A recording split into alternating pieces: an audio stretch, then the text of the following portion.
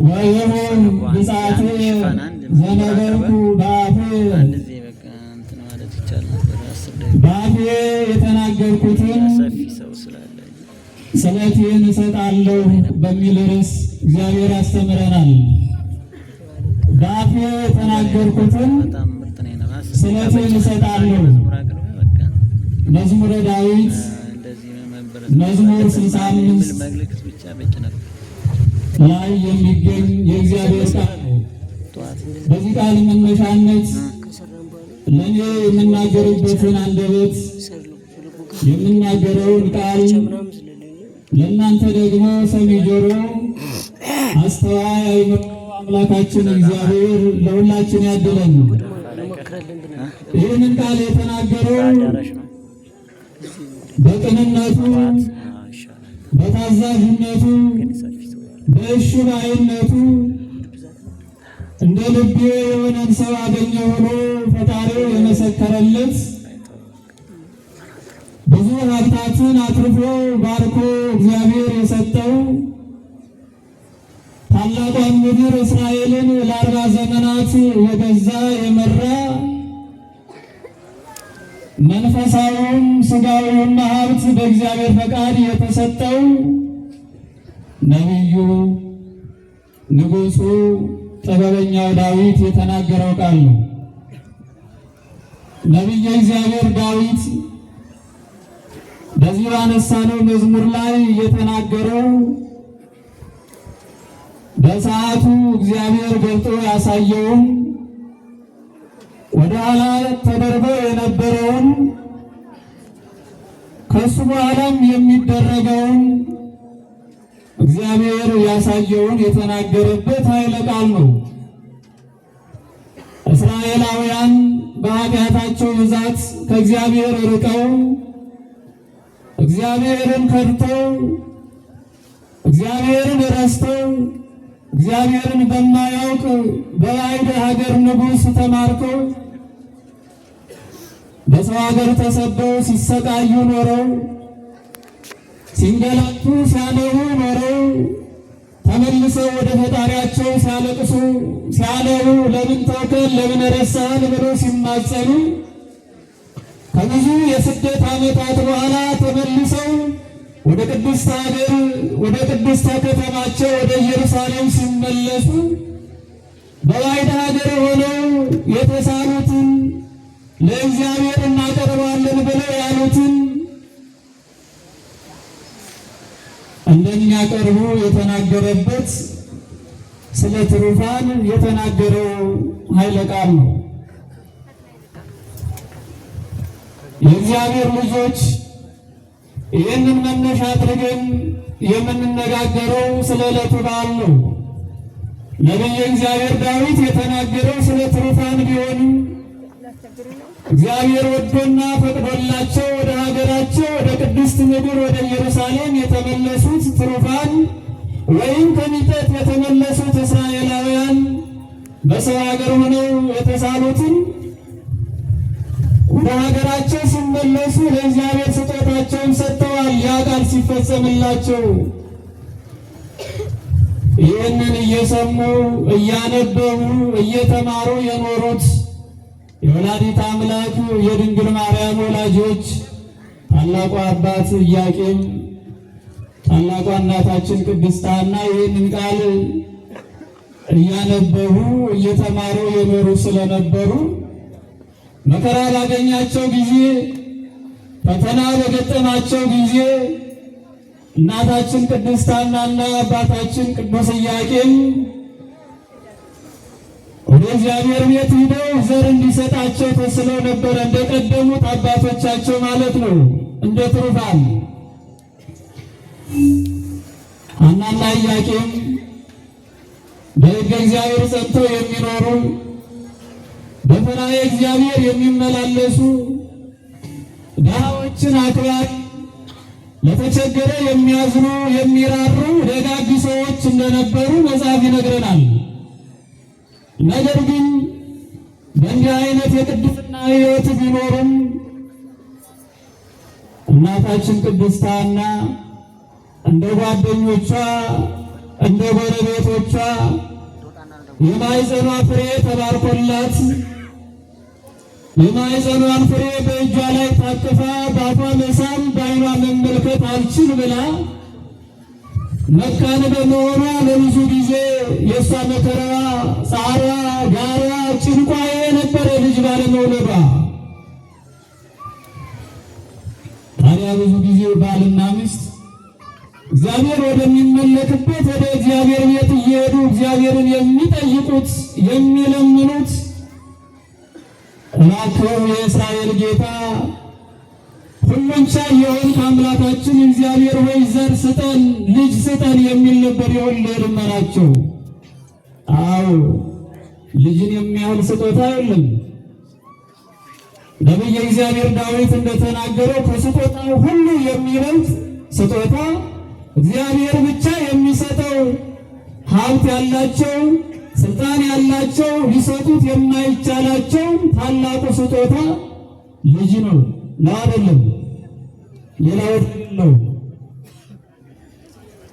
ታዲያ ልጅ ባለመውለዳቸው ሁሌ ልመናቸው ጥያቄያቸው ዘር እንዲሰጣቸው ነበር። ባልና ሚስት ሐናና ኢያቄም ወደ እግዚአብሔር ቤት ሄደው ስለተሳሉ ታሪኩ ረዥም ነው። ወንድ ልጅ ቢወልድ እንደቀደሙት አባቶቻችን ካባ ለብሶ ማዕጠንተ ወርቁን ይዞ ቤተ መቅደስን እያጠነ አንተን የሚያገለግል አድርጌ እሰጠዋለሁ፣ ሴት በወልድ ደግሞ መሶበ ወርቅን ሰፍታ ሐርና ወርቁን አስማምታ ፈትላ ቤተ መቅደስ የሚጋረድበት የሚገለገልበትን መጋረጃውን የምትሰራ በቤተ መቅደስ የምትኖር አድርጌ እሰጣታለሁ ሴት በወልድ። ነገር ግን ጌታ ሆይ ሁሉ የማይሳንህ አምላክ ስለሆንክ ዘር ስጠኝ ብላ ተሳለች ነው የሚሉ እናታችን ቅድስት ሐና ልጅ እንድትወልድ። ብዙ ጊዜ ሐና በጎረቤቷ ያሉ ሰዎች ይሳለቁባት ነበር፣ ያሳቅቋት ነበር። ይቺ የማትወልድ እግዚአብሔር የረሳት እያሉ ይቺ እግዚአብሔር የጣላት የጠላት እያሉ ያሽማጠጡባት ነበር፣ ይጠቋቆሙባት ነበር ባለመውለዷ። እነሱ በመውለዳቸው እግዚአብሔር እንደመረጣቸው አድርገው ቆጥረው መውለዳቸው በራሳቸው ጥበብ ያደረጉት መስሎ የሚታያቸው በአስተሳሰብ ደካማ የሆኑ እሷ ባለመውለዷ እሷን ይጠሏት፣ ይሰድቧት፣ ያሽማጥጧት ነበረ ነው የሚል። ይቺ ደንቆሮ፣ ይቺ ድንጋይ፣ ይቺ ባዶ ደረቅ እየተባለች ይሰድቧት ነበረ ይላል። ምን ባለማለቷ? ምን ባለማለቷ? ባለመውለዷ። ዛሬም እንዲህ አይነት ከንፈር የሚመጠጥባቸው በሱ ኃጢአት ነው የለም በሱ ኃጢአት ነው እንዲደርቃ የቀረች የሚባልባቸው እህቶቻችን ይኖራሉ መካከላችን። እንደ ሌሎች ወልዳ ባለመታቀፋ የልጇን እጅ ይዛ የመራች ወደ እግዚአብሔር ቤት ባለመሄዷ የምትሰደው ኃጢአተኛ ተብላ የምትፈረጅ በእድር በሰንበቴው በቡና መጠጫው ስሟ የሚጠፋ ዛሬም ትኖራለች። የኛ ኃጢአት ሳይታየን የሰውን ኃጢአት እያጎላን እያየን በኃጢአቷ ምክንያት እኮ ነው አልወልድ ያለች እያል የምንናገር ብዙዎቻችን ነን። ዛሬም ሐና እንዲህ ትባል ነበር፣ እግዚአብሔር የጠላት እየተባለች መቼ ብቻ በቃት። በሕገ ኦሪት ሥርዓት መሰረት ሌሎች እስራኤላውያን ወደ ቤተ መቅደስ መባ ይዘው ሲሄዱ ሐናና ኢያቄም መባ ይዘው ሲቀርቡ መባቸውንም ይከለከሉ ነበረ። የሚገርመው ሰፈር ብቻ ሳይሆን ስላልወለዱ ዘር ስላላገኙ መባቸውን ጭምር አንቀበልም እያሉ ይመልሷቸው ነበር። ይሄ የበለጠ በስነ ልቦና ሁለቱንም እየጎዳ የበለጠ ያለቅሱ ያለው ነበረ ይላል ሁሉም ሲገፋቸው።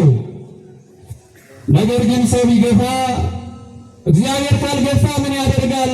ዋናው እግዚአብሔር ሲገፋ ነው። ክርስቲያኖች ሰዎች ገፋቸው፣ ተሳለቁባቸው፣ አስሟጠጡባቸው፣ ብዙ ስም ሰጥቷቸው፣ ግን እነሱ ዕለት ዕለት ወደ እግዚአብሔር ቤት ተያይዘው እየሄዱ ሱባኤ እየገቡ እግዚአብሔርን ይለምኑ ነበር። ተግዳሮታችንን አስወግድልን፣ ልመናችንን ስማን፣ ተግዳሮታችንን ስድባችንን የሚውጠን እያሉ እግዚአብሔርን ይለምኑ ነበር። ታዲያ እግዚአብሔር የነገሩትን የማይረሳ የለመኑትን የማይነሳ አምላክ ነውና የሐናንና የኢያቄምን ልመና ሰምቶ ለዓለም ሁሉ መድኃኒት የምትሆን የተዘጋው በር የተከፈተባት፣ ጨለማው የበራባት፣ የተሰደደው አባታችን አዳም የተመለሰባት ታላቅ ዘር እመቤታችን ድንግል ማርያም ነሐሴ 7 ተጸነሰች ይላል። ተመልከቱ። ነሐሴ 7 ተጸንሳ ግንቦት 1 ተወለደች። ወላዲተ አምላክ እመብርሃን ድንግል ማርያም የእናቷን ተግዳሮት አስወገደች። አትወልድም፣ ደረቅ ናት፣ ድንጋይ ናት፣ እንጨት ናት የተባለችዋ የተናቀችዋ እናት ቅድስት ሐና ወልዳ ታቀፈች። በእኛ አይነት መልኩ እግዚአብሔርን የበለጠ ደስ እያሰኙ ሲኖሩ 3 ዓመት ሞላት እናታችን ድንግል ማርያም። አሁን 3 ዓመት ሲሞላት ባልና ሚስት ሐናና ኢያቄም ተነጋግረው በእንግዲህ ምንም ቢሆን ይችን ልጅ ያገኘናት ተስለን ነው፣ ወንድም ይሁን ሴት ብትሰጠን ላንተ እንሰጣለን ብለን ተስለን ነው የሰጠን እግዚአብሔር። ከዚህ በኋላ ይበቃናል። እሷም የሰው መልክ እየለየች ዘመድ እያወቀች ሳትሄድ ስለታችንን ለእግዚአብሔር እንስጥ እንጂ አላት ኢያቄም ቅድስት ሐና። ስለታችንን ለማን እንስጥ? ለእግዚአብሔር እንስጥ። የሚገርም እኮ ነው ክርስቲያኖች። ምን አይነት ስለት ነው? ብር አይደለም፣ ወርቅ አይደለም፣ ልብስ አይደለም፣ ሌላ ማቴሪያል አይደለም። ከሁሉ በላይ የከበረውን ታላቁን ስጦታ ሰውን ልጅን የሚያህል ነገር በይ አላት። አይ እኔ እኮ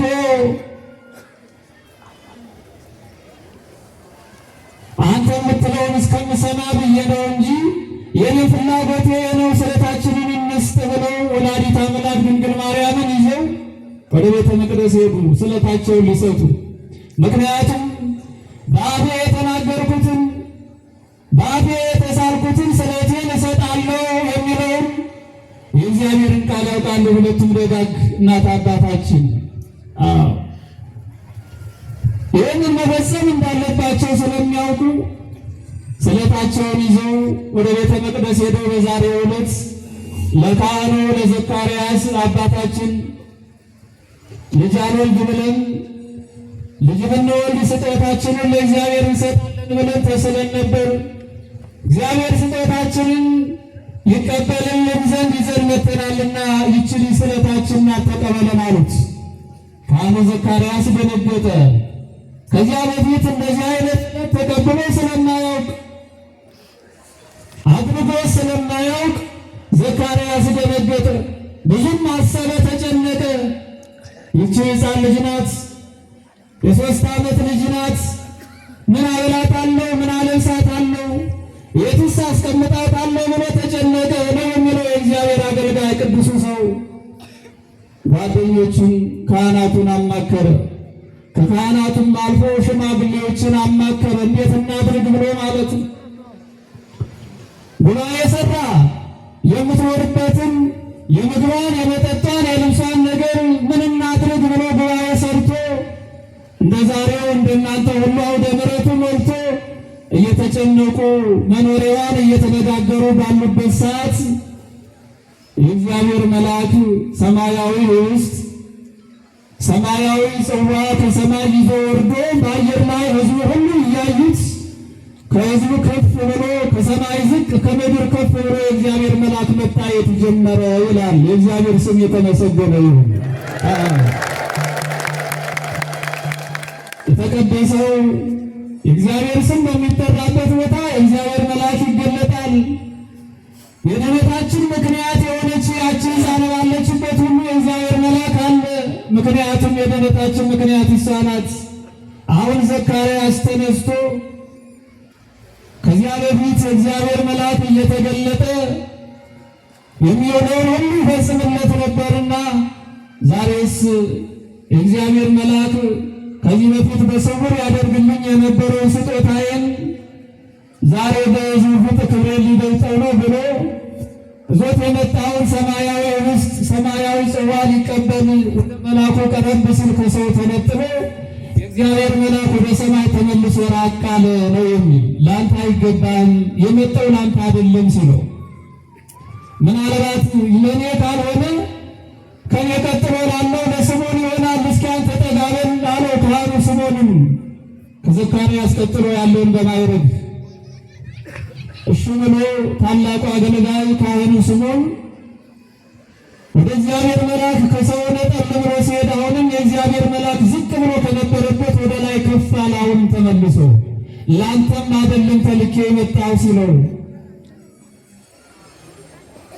ወደ ኋላ ተመልሰው አሰቡና ምናልባት የእግዚአብሔር ሥራ ድንቅ ነው፣ የእግዚአብሔር ሐሳብ ከእኛ ከሰዎች ሐሳብ የራቀ የተለየ ነው፣ ለዚህች ሕፃን የወረደ ሊሆን ይችላል፣ እስኪ ይህችን ሕፃን ፈቅ አድርገሻት ለእሷ የመጣ እንደሆነ ብለው ቅድስታናን ሕፃኗን እናታችንን መመኪያችን ድንግል ማርያምን የተወሰነ ፈቅ ስታደርጋት ያ የተላከ እግዚአብሔር መልአክ ከሰማይ ወርዶ አንድ ክንፉን ከመሬት ላይ አንጥፎ እዚያ ላይ አስቀምጦ በአንድ ክንፉ ዙሪያውን ጋርዶ ከእግዚአብሔር ዘንድ የተላከላትን ሰማያዊ ምግብና ሰማያዊ መጠጥ መግባት ተመልሶ አድረገ። የምግቧ ነገር አያሳስባችሁ ሲሆን አሁን ካህኑ ዘካርያስ ያስጨነቀው እንቆቅልሽ የሆነበት ነገር ተፈታለት። ያችን ሕፃን ስለት አድርጎ ሊቀበል ምን ትበላ ትጠጣለች ነበር ያስጨነቀው፣ የት ትኖራለች ነበር ያስጨነቀው። ተፈታለት።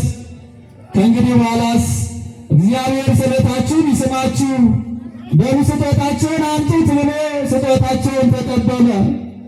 እናታችን ቅድስት ሐና አባታችን ቅዱስ ኢያቄም ሌላ መተኪያ የሌላቸውን በስተርጅና ያገኟትን በስለት የወለዷትን የሚሳሱላትን የ3 ዓመት ልጃቸውን ወላዲተ አምላክ ድንግል ማርያምን ስለት አድርገው በእግዚአብሔር ፊት ሰጡ በዛሬው ዕለት።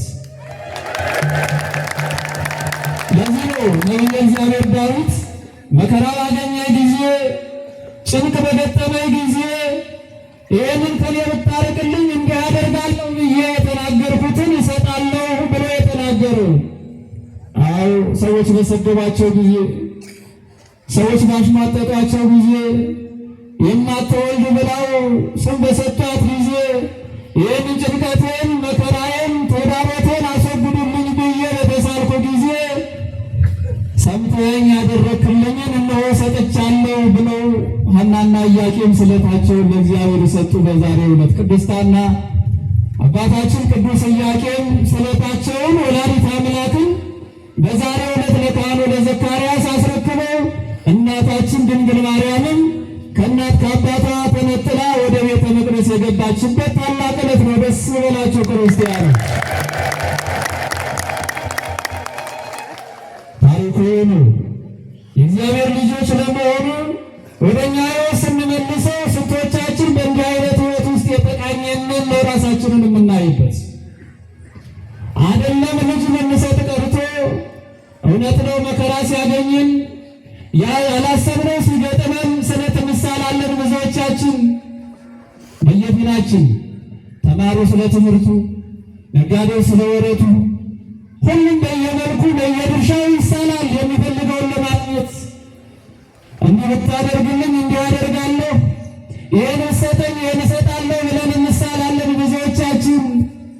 ያ ስለት ጊዜውንና ሰዓቱን ጠብቆ በእግዚአብሔር ፈቃድ ሲፈጸምልን ስለታችንን የፈጸምን ወይም ስለታችንን የምንፈጽም ስንቶቻችን ነን? የእግዚአብሔር ልጆች እስቲ ራሳችንን እንጠይቅላችን። የማይደርስ መስለን ብዙ ጊዜ የማይሆን እየመሰለን አንዳንዴ ከደረሰብን መከራ ክብደት የተነሳ ከባድ የሆነ ስለት እንሳላለን። የማይደርስ እየመሰለን አንዳንዴ ደግሞ እንዳልባል ደርሰን እንሳላለን። ያ ነገር ሲደርስ ለመስጠት የምንጨነቅ ብዙዎች ነን። ነው አይደለም? እውነታው ይህ ነው።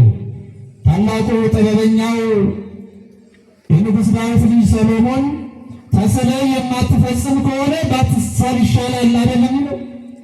አዎ፣ ተስለህ የማትፈጽም ከሆነ ባትሳል ይሻላል። ምክንያቱም ኃጢአት ነዋ። ቃል የእምነት ዕዳ ስለሆነ የማንፈጽመውን አደርጋለሁ ብለን መናገር በራሱ ኃጢአት ስለሆነ ተስለን ሲደርስልን ደግሞ ያንን መፈጸም ግዴታ ስላለብን ግን ብዙዎቻችን ከእግዚአብሔር ጋር ከምንጣላባቸው መንገዶች አንዱ ስለት ነው። ተስለን ባለመፈጸም ከደረሰልን በኋላ ለገንዘባችን በመሳሳት ለገንዘባችን ቅድሚያ በመስጠት እግዚአብሔር ያደረገልንን በመርሳት ብዙዎቻችን ብዙ ጊዜ ከእግዚአብሔር ጋር እንጣላለን። በዚህ የተነሳ የቀደሙ እናት አባቶቻችን ግን አይደለም ለወርቅ ለብር ለልጅ ጭምር አይሳሱም ነበር። ሌሎችን ብንመለከት እነ አብርሃምን ብንመለከት እነ ጌዴዎንን ብናነሳ ሰዓት አይወጣም እንጂ ከእግዚአብሔር የሚቀድም ከእግዚአብሔር የሚበልጥ የለም እያሉ ልጃቸውን ሳይቀር ለእግዚአብሔር አቅርበዋል። እንደቀደሙ እናት አባቶቻችን በእምነት ጸንተን በእነሱ እግር የተተካን ብለን ከእግዚአብሔር ጋር በፍቅር እንድንኖር እግዚአብሔርን በረከቱን እንዲያበዛልን መልካም ፈቃድ ይሆንልን። በአፌ የተሳልኩትን ስለቴን እሰጣለሁ። እናት አባታችን ሐናና ኢያቄም የተሳሉትን ሰጥተው በዚህ መልኩ እግዚአብሔርን እንድናመልክ እንድንከተል አስተምረውናል። በተግባር የእነሱ ልጆች ሆነን በበረከት በረድኤት እንድንሆን መልካም ፈቃዱ ይሆንልን። ለመታዘዝ ያህል በአባታችን ፊት ቁሜ አልኩ እንጂ አምልተው አስፍተው አባታችን የበለጠ ያስተምሩናል። ለነበረን ጊዜ ለዚህ ይበቃኛል። ወስብሐት ለእግዚአብሔር።